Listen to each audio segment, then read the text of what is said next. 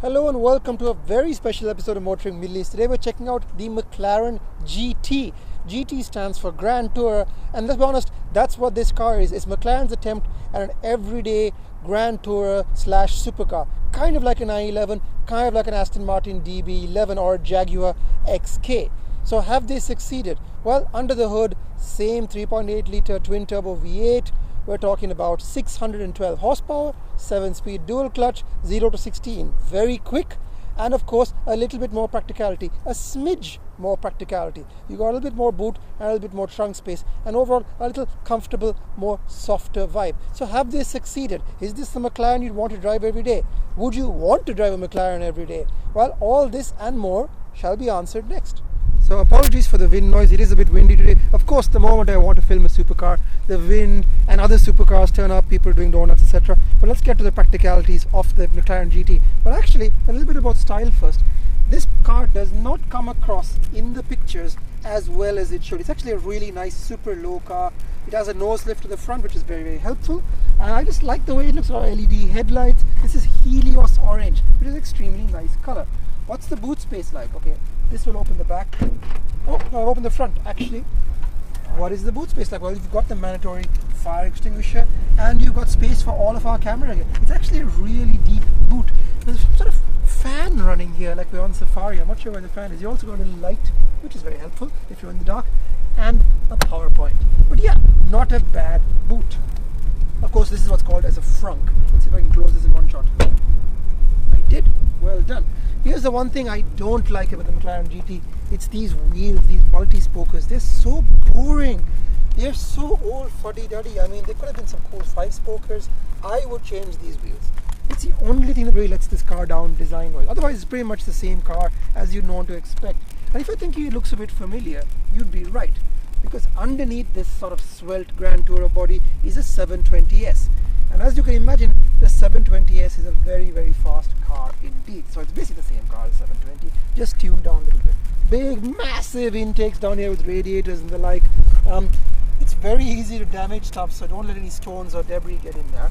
What else have we got? One more intake down here. The same wheels that I don't like. And I've opened the rear boot so you can see what it's like. So let's look at a couple of details here.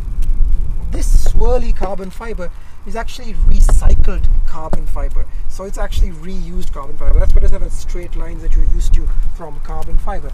This is also very tactical gear, so this is actually really strong and can take quite a beating, this material. So yeah, you could put a lot of stuff here. There's a cargo net, there is no access to the engine bay whatsoever. There's an oil cap and a water cap for the radiator. But that's really it. It isn't a lot. But actually it's kind of enough. It has one of my favorite features in any supercar, which is an automatic closing boot. Yes, this has an automatic closing boot. Press the button. How cool is that? How lazy are you that you can't move your tiny chicken wing arms and close this boot? But if you can't do it, the GT is the car for you. I like the way it looks. I love the sort of cheese grater style rear element to cover under the McLaren badge. It is a pretty good looking car. This paint just speaks to me. Helios orange is absolutely awesome. Normally this is the point when I get into the back seats. There are no back seats despite being a Grand Tourer. So let's just get to the front seats and see what it's like. So what's it like in the McLaren GT? Well, the interior is quite interesting. It's not a sort of flamboyant as a Ferrari or a Lamborghini, but it's not as sort of restrained and mundane as an Aston Martin. It's somewhere in the middle. Basically, it's like as if an IT engineer designed it, which is kind of what happened because Ron Dennis has a very methodical background, and it kind of shows in the cars that he's built. So what have we got? We've got an extremely comfortable seat. This is unbelievably comfortable. One of the nicest seats I've sat in any supercar. All the controls are laid out actually pretty well. And what have we got in terms of instruments? Well, you've got a main screen down here. It does not have Apple CarPlay or Android Auto. However, it's not a bad system. You've got phone, HomeLink that basically runs the garage, navigation, media which controls your music and so on. It's all pretty easy, and it is Android based. So it is an Android system. Not that you can hack it, but it's there if you want to play with it. This button runs the AC. Climate controls aren't available. That's a good start. It's because the car is off. Don't worry about it. The AC does work pretty well. The sound system is excellent. It's a Bowers and Wilkins sound system. It really, really kicks. The AC is pretty strong. What have we got in terms of storage area? Well, you've got 2 cup holders down here. You've got 1 cup holder in which the microphone is sitting. And in each door, you've got a storage area that can take your keys, your wallet, loads of little items. How clever is that? Does it close properly? Not always the case, but maybe this is a hard-used test car. What else have we got on the center console? So this is quite a nice screen. I'd like CarPlay, I'd like Android Auto, but I digress.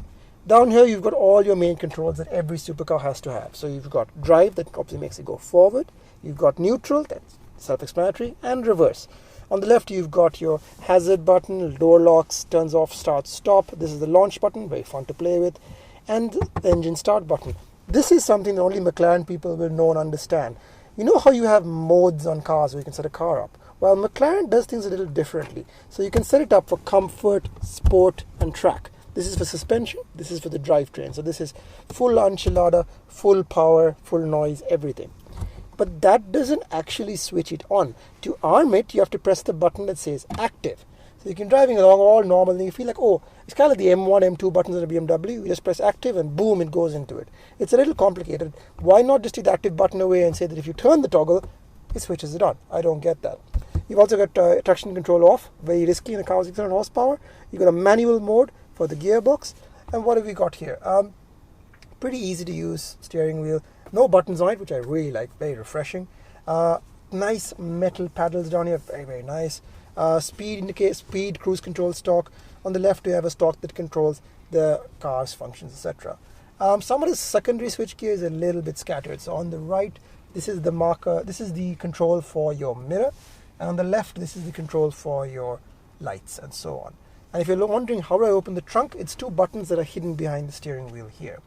So you get used to it, but it takes you a little bit of time. That's the whole point of a supercar, right? It takes you a bit of time. What else have we got? USBs. Where are the USBs? There's 1 USB.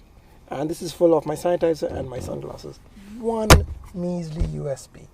So not a huge amount of storage for a GT car, but behind you, you've got full access to all of the storage area, which to me looks a little risky because if you brake, it might go into the back of your head.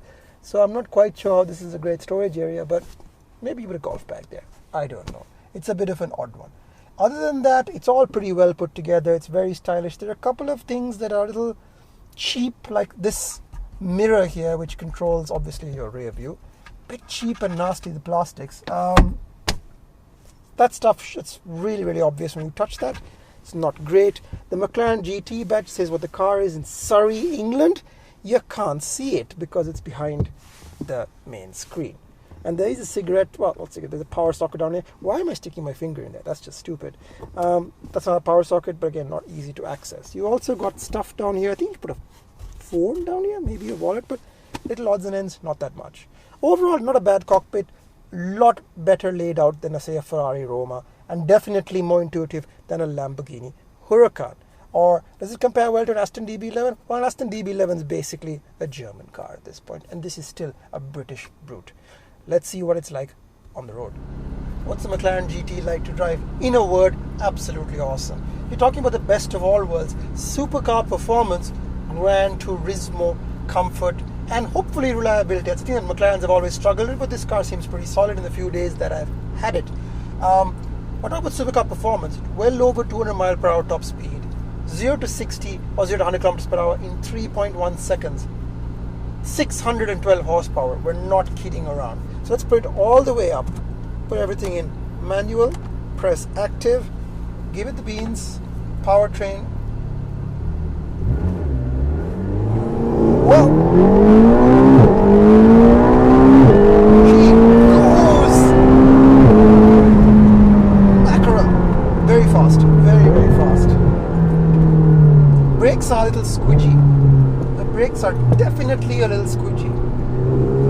So you're not quite at the confidence level. Oh! It's got a ton of torque. Absolute ton of torque. Lovely, lovely chuff from the turbos. Feels incredibly quick. What's it like through the bends?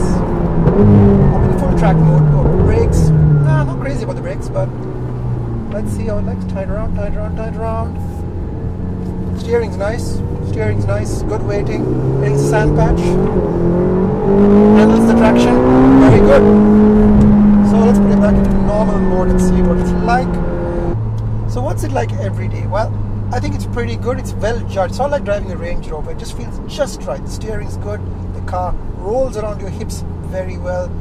Braking, it's stodgy, but okay, fine. But the handling is excellent. It feels so planted, so trustworthy, so accurate.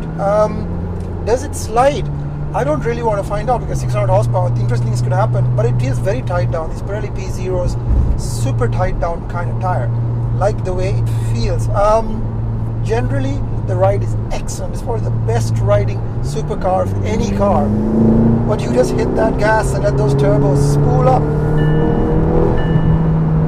What a thing. What an absolute joy to drive. I don't know if it's the kind of car that you'd want to drive to, say, Salalah, because it is still a supercar. It picks up every rock and pebble and stone, etc. Oh, it's pretty easy to live with.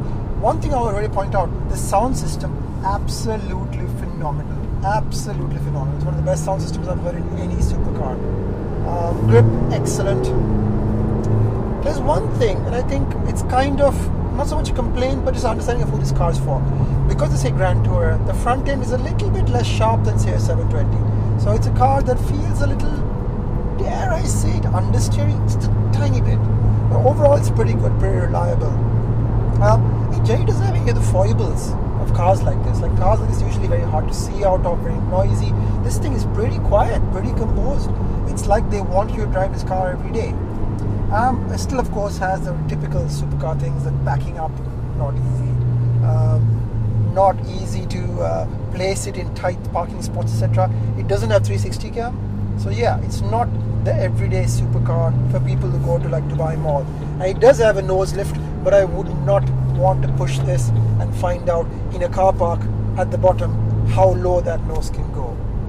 But overall, quite easy to live with. Price isn't even that bad. 875,000 dirhams.